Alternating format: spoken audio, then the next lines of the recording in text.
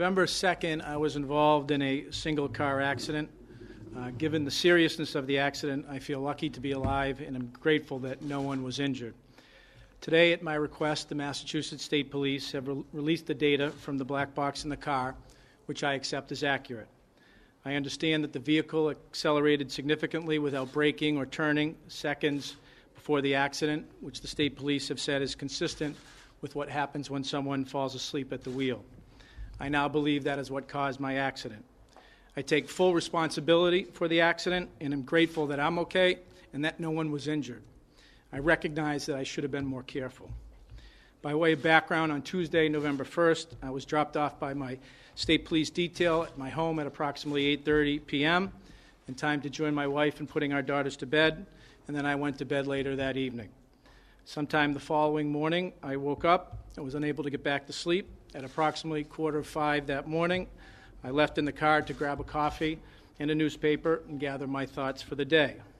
This is not the first time I've taken an early morning ride, and I do it from time to time. While out, I decided to get on Route 190 to see what I could of the storm damage. I drove up to Route 2, turned around to head back to Worcester. What I remember next was the vehicle was off the road, the impact of the collision, and the car turning over several times. Again, I take full responsibility for the accident. I will pay the citations, and I plan to reimburse the Commonwealth for the value of the car. I look forward to putting this accident behind me and focusing on the job that I was elected to do, but now I'll take your questions. At 108 miles an hour, that's really almost reckless driving or driving to endanger. Don't you think you should have been cited for that criminally? The speed is frightening to me. As I said, this happened within seconds, and I believe, as I said, that I fell asleep. And I've said throughout the outset, I'll let the state police do their job and make their findings. With all due respect, it seems like your original version of what happened is now falling apart. Well, Mike, this accident happened within seconds, and I've never been in an accident like that. I stood before many of you that morning, a few hours after what I think is a pretty traumatic accident, and answered the questions as best as I could. And I accept the state police findings, and I'm going to take responsibility for them. You said you weren't speeding, and you also said you were wearing a seatbelt. As I said, I was not totally sure of my speed. I did say I was wearing my seatbelt. My recollection, I was wearing my seatbelt. After I walked away from that accident, I certainly thought I was wearing my seatbelt, but again, I'm going to accept responsibility. Can the voters trust you anymore? Can the voters trust you anymore after the strange circumstances of the crash and now this? Well, I've been in elected office for 14 years, and I think I've had a track record over the course of making good decisions and sometimes tough decisions. Certainly people might have their questions. All I can say is this is what happened. I'm thankful to be alive. Lieutenant Governor, has the data from the breathalyzer test that you said you took at the scene of the accident, has that been made public yet? You'll have to ask the state police. To the best of your recollection, has that been made public? And if it hasn't, would you like to ask the state police to release that?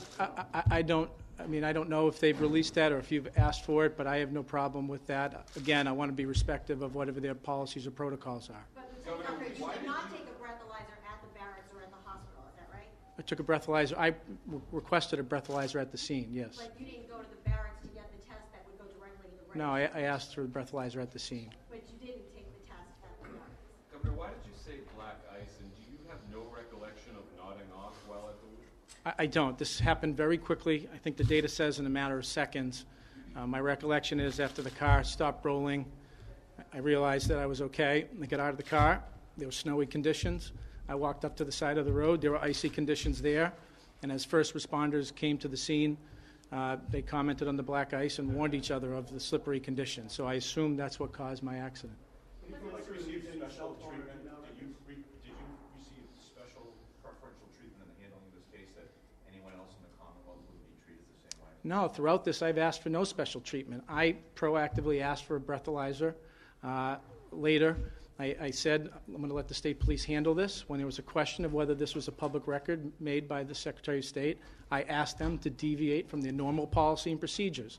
They ordinarily only access this information when there's a fatality or serious injury, which did not happen here. So I proactively asked for it after the Secretary of State made the preliminary ruling, and that information is with you. Is this why you didn't push to have the data released right away?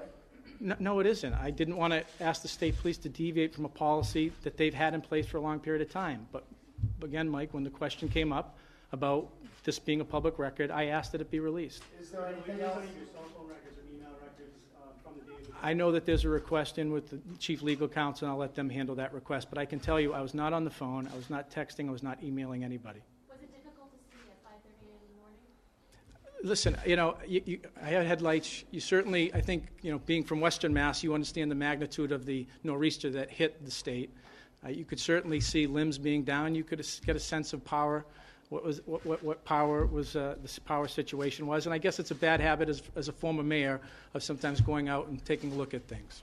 Anything else you want to get off your chest about the crash? No, I just I feel badly that this has happened. It's been a distraction of the work that I do, and hopefully we can put this to rest and move forward. I mean, you just said you weren't texting or emailing, but, when this crash first happened, you made statements about things that you believed to be the case. Why make these statements when you just said that at the same time, you weren't sure what happened? I can tell you, I was not on the phone, I was not emailing, I was not texting. I know that, I can tell you that. It's not something I ordinarily do while in the car, while driving, and you have to take my word for it. Were you particularly tired? Were you particularly tired when you got behind the wheel? Well- Was that a smart decision? Well, in hindsight, it wasn't. But I woke up at some point. For those of you that have kids, I had a 5-year-old daughter. At some point, crawling to bed, I woke up, couldn't get back to sleep, tried to, and got up and went out. Were you feeling tired when you got behind the wheel? I can't remember, specifically. Lieutenant Governor, on the issue of falling asleep, we talked to an expert who says accelerating is actually not consistent with falling asleep. So I'm just wondering, from your perspective, do you remember falling asleep? What do you remember?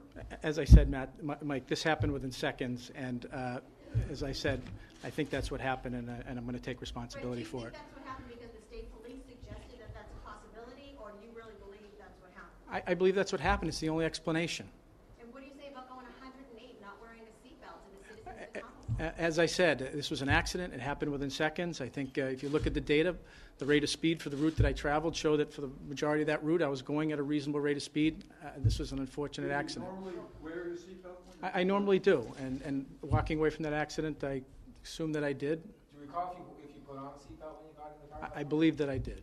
Last question? Had you Governor, been, you told us earlier that morning, had you been drinking at all? I'm sorry to harp on the breathalyzer question, but the omission of the release of that has Right. struck some of us as clear. I mean, had you had anything to drink? I had nothing to drink, and as I said, I took that breathalyzer expecting this question, and I can assure you I had nothing to drink. Governor, can you tell us what you were doing the night before and how much sleep you got that night? I just explained to you, I was home at 8:30, and I said I went to bed a few hours after the kids went to bed and woke up at some point. Thank you. I apologize for arriving late. Can you tell me what your reaction